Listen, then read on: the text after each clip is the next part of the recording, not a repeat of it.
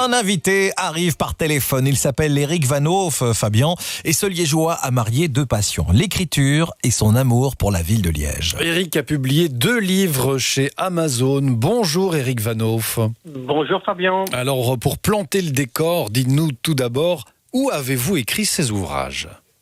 Alors c'est un petit peu, je dirais, anodin, c'est que comme je me fais une passion depuis 2015 de me promener comme ça dans la province de Liège pour photographier les édifices religieux, je me suis arrêté en fin 2017 dans la petite église comme ça, rue en Neuvis.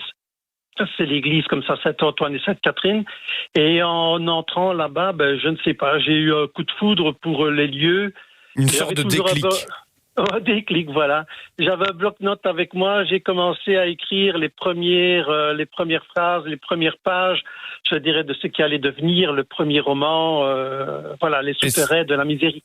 Les souterrains de la miséricorde. Et c'est là donc que vous écrivez les premières pages de cette histoire fantastique qui mêle, Éric, aventure et religion, si je comprends bien. Oui, c'est ça. Donc dans un cadre, je dirais, vraiment fantastique, j'ai voulu comme ça parler d'abord du patrimoine, je dirais, de Liège, partant d'abord par l'église de Saint-Antoine et Sainte-Catherine.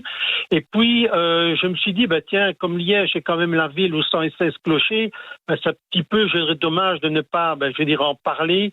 Et dans un contexte, je dirais, religieux également, j'ai voulu comme ça parler, de ce qui était un petit peu ma passion, de faire découvrir comme ça le lieu, les endroits, et puis surtout, je dirais, la partie historique de ce coin-là, puisque dans le premier roman, je parle beaucoup de la rue comme ça hors château, avec, je dirais, il y a des beaux coins à visiter.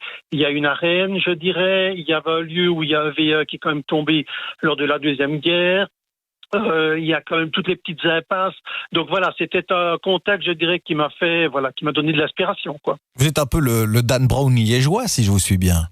Ouais, faut dire comme ça que quand j'ai toujours aimé, je dirais, ce style de film, de livre à lire, comme les Harry Potter, je dirais, c'est fort, c'est fort féerique.